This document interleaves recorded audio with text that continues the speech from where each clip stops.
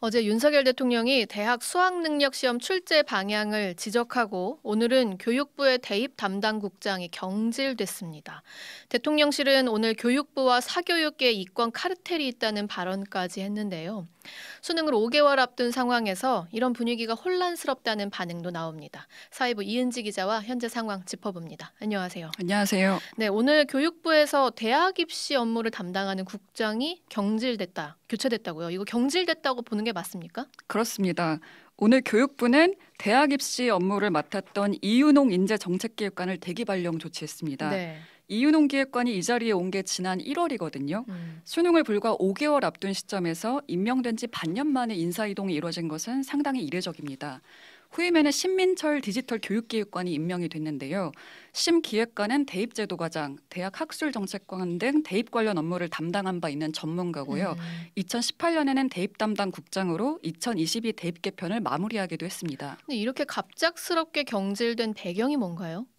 교육계에서는 윤석열 대통령이 올해 초부터 수능 난이도와 사교육비에 대해 지적했지만 최근 6월 수능 모의평가가 쉽게 출제되지 않자 문책성 인사를 한 것으로 보고 있습니다. 교육부 관계자도 이 부분을 수긍했는데요. 문책성으로 경질된 것이 맞다. 다만 언론 보도처럼 난이도 조정 실패로 경질된 건 아니라고 밝혔습니다.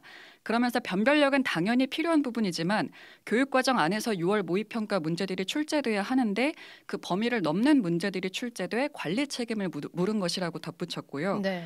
실제로 대통령실은 이번 인사조치와 관련해서 강력한 이권 카르텔의 증거라고 규정했는데요. 대통령실 핵심 관계자는 윤 대통령이 그동안 수능 출제와 관련한 지침을 몇 달간 지시했음에도 이를 이행하지 않았다고 설명했습니다. 시정이 안 된 건 교육부와 사교육업계가 이권으로 뭉쳐있다는 증거다. 굉장히 강한 표현까지 썼는데 지금 수능 출제기관인 이 한국교육과정평가원에 대해서도 정부가 감사에 들어간 거죠? 네, 말씀하신 대로 그 물수능이 되는 거냐 이제 여부를 두고 그 수험생들의 혼란과 동요가 나타나니까 네네. 이제 합동 감사 부분까지 이제 들어가게 됐는데요. 오늘 장상윤 교육부 차관이 출입기자들과 만나서 그 배경을 좀 설명하지 않았습니까? 네, 맞습니다. 역시나 6월 모의 평가가 문제였습니다. 장 차관은 지난 3월부터 공정한 수능이라는 정책 목표를 가지고 있었고 그 첫 번째 시험대가 6월 모평이었는데 네. 정부의 이런 기조가 온전히 반영되지 않았다는 판단에 따라 인사조치가 이뤄졌다고 밝혔습니다. 또 이어 모평을 비롯한 수능 출제를 담당하는 교육과정평가원에 대해서도 그 말씀하신 대로 총리실과 함께 합동감사를 벌일 계획이라고 했는데요. 감사 대상과 기간, 방식 등은 조만간 구체화해서 확정하겠다고 말했습니다. 그 문제 모의 평가가 1일에 치러졌잖아요. 근데 도대체 그 시험이 어땠길래 이런 상황이 벌어진 건가요?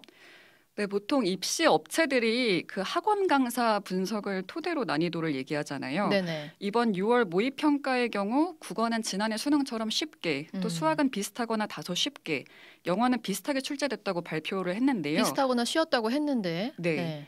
근데 이제 종로 학원이 모의평가 당일 재수생 등 시험을 본 1,000명을 대상으로 실제 표본 조사를 해보니까 국어와 수학, 영어 모두 작년 수능보다 어렵게 출제됐다고 이제 이야기를 한 겁니다. 실제 수험생들의 체감은 달랐군요. 그렇습니다. 이제 단적인 예로 영어 1등급 비율은 지난해 수능 때 7.8%였는데 이번 6월 모의평가에서는 5.95% 정도로 떨어질 것으로 예상을 했습니다. 네, 그러면은 이 경질과 감사에 이어서 지금 윤석열 대통령 어제 발언까지 보면요.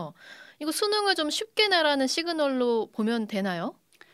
그래서 이제 물수능이 되는 거냐를 두고 실제로 이제 수험생들이 동요를 하니까 대통령실이 오늘 오전 다시 해명에 나섰는데요. 네.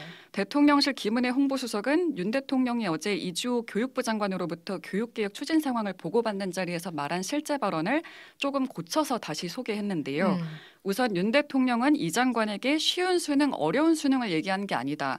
공정한 변별력은 모든 시험의 본질이기 때문에 변별력은 갖추되 공교육 교과 과정에서 다루지 않는 분야는 수능에서 배제하라는 것이었다라고 설명을 했습니다. 또 공교육에서 다루는 분야지만 학교 교육을 보충하기 위해서 사교육을 찾는 것은 선택의 자유니까 정부가 막을 수는 없다. 그렇지만 공교육에서 아예 다루지 않은 비문학 국어 문제라든지 또 학교에서 도저히 가르칠 수 없는 과목 융합형 문제 같은 경우는 교육 당국이 학생들을 사교육으로 내모는 것이기 때문에 아주 불공정하고 부당하다는 언급을 했다고 전했습니다. 이 부분에서 이권의 카르텔이 있다 뭐 이런 걸 언급을 했나 보네요. 자, 그러면 올해 11월 수능에서는 어느 정도의 변화가 좀 있을 걸로 전망이 되나요? 네, 일단 교육계에서는 올해 수능에서 이른바 킬러 문항을 출제하기 어려워질 것으로 관측하고 있는데요. 네네. UA 이만기 교육평가연구소장은 난도를 사실상 좀 낮추라는 메시지이기 때문에 올해 수능이 지난해보다는 평이하게 출제될 가능성이 크다며 EBS 교재와의 체감 연계율을 높이고 이제 꼬아서 내는 최고난이도 문항은 내지 않는 방향으로 갈 것이다라고 분석을 했습니다. 또 종로학원 임성호 대표는 국어 수학에서 변별력이 크게 낮아질 가능성이 있다고 관측하기도 했는데요. 이 부분은 직접 들어보시겠습니다. 국어에서는 비문학 파트에서 어려운 좀 고난도 문제가 좀 사라질 가능성이 높고 수학에서도 한 5%, 10%대의 고난도 킬러 문항이 줄어들 수 있기 때문에 국어 수학이 전반적으로 쉽게 출제될 가능성이 높다 이렇게 봐야 됩니다. 때문에 임 대표는 전반적으로 수능이 쉽게 출제될 거라는 기대 심리로 반수생이나 재수생이 증가할 가능성이 좀 있다고 진단을 그렇겠네요. 했고요. 네네. 메가스터디 남윤곤 입시 전략 연구소장의 경우에는 국어나 영어는 앞으로 EBS 교재 지문이 그대로 출제될 가능성도 높아 보인다고 내다봤습니다. 그러니까 말씀하신 대로 이 기대 심리가 있다 보니까 뭐 반수생, 재수생 늘어날 수도 있고 또 그리고 대학 입학 수능 이후에 보는 고사들도 있잖아요. 그게 오히려 어려워질 가능성도 있고 좀 수험생들의 혼란이 커질 것 같아요. 네, 전문가들도 이제 같은 부분을 지적하고 있는데요. 한 입시업계 관계자는 수능이 반년도 남지 않은 시점에 이렇게 갑작스럽게 난이도 조정 부분을 발표하게 되면 수험생들이 남은 기간 동안에 학습 전략을 짜는 데 있어서 굉장히 큰 혼란이 발생할 수 있다 이렇게 우려를 했습니다. 네, 여기까지 듣죠. 이은지 기자였습니다.